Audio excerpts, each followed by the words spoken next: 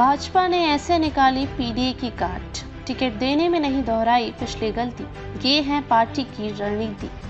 मनमाने टिकट बंटवारे से लोकसभा चुनाव में झटका खा चुकी भाजपा ने विधानसभा उपचुनाव में पुराने कार्यकर्ताओं को तरजीह देकर बड़ा संदेश देने की कोशिश की है। प्रत्याशियों के जरिए भाजपा ने अखिलेश यादव के पीडीए के दाव का भी जवाब देने का प्रयास किया है। सूची से स्पष्ट है कि कार्यकर्ताओं की पूछ पुराने वफादारों को जगह और जातीय समीकरण का पूरा ध्यान रखा गया है। सूची से यह भी साफ हो गया है कि भाजपा ने लोकसभा चुनाव में मिले झटके से काफी कुछ सीखा है। यही नहीं, पार्टी ने उपचुनाव से यह भी संदेश देने का प्रयास किया है कि वही एक ऐसी पार्टी है जो हिंदुओं की सभी जातियों का सम्मान करने और सबको साथ लेकर चलने वाली पार्टी है। पार्टी ने लोकसभा चुनाव में खिसके पिछड़े वोट बैंक को फिर से वापस पाने की भरसक कोशिश की है।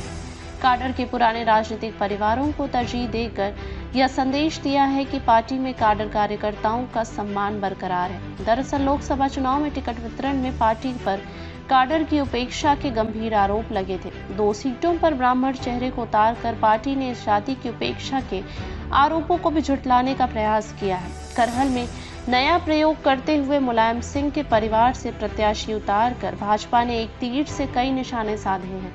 एक और भाजपा ने अनुजेश के बहाने यह बताने का प्रयास किया है कि यादव भी उसके लिए गैर नहीं है। पार्टी यादवों को सम्मानजनक राजनीतिक भागीदारी देने को भी तैयार है। जहां तक अनुजेश का सवाल है तो वह आजमगढ़ से सांसद धर्मेंद्र यादव के सगे बहनोई हैं। राजनीतिक विश्लेषकों की माने तो अनुजेश के जरिए भाजपा ने यह भी संदेश देने की कोशिश की है कि अखिलेश की रीति नीति को लेकर उनके परिवार में भी सब कुछ ठीक नहीं है।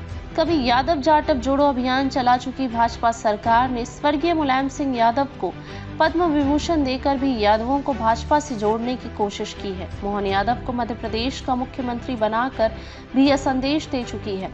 अब अनुजेश को प्रत्याशी बनाकर भाजपा यह जताना चाहती है कि उसने पश्चिमी यूपी में यादव परिवार के गढ़ में भी अपनी पकड़ बना ली है। लोकसभा चुनाव 2019 में बदायूं, फिरोजाबाद और कन्नौज सीट जीत चुकी भाजपा मुलायम परिवार के गढ़ में मजबूती से पैर जमाने के लिए लगातार कोशिश कर रही है।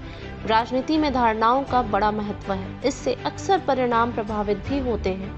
हाल में ही निपटा लोकसभा चुनाव इसका ताजा उदाहरण है। अब भाजपा उपचुनाव के प्रत्याशियों के जरिए उन धारणाओं को तोड़ने की कोशिश करती दिख रही है। नतीजा क्या होगा यह तो भविष्य में पता चलेगा, लेकिन अनुजेश को उतार कर भाजपा ने यह तो संदेश दे ही दिया है कि अखिलेश की पकड़ अब अपने घर में भी मजबूत नहीं है। अगर वे अपनी नजदीकी रिश्तेदार की आकांक्षाओं का सम्मान नहीं कर सकते तो उनसे आम यादवों के लिए अपनी आकांक्षाओं के पूरा होने की अपेक्षा दिवा स्वप्न ही है।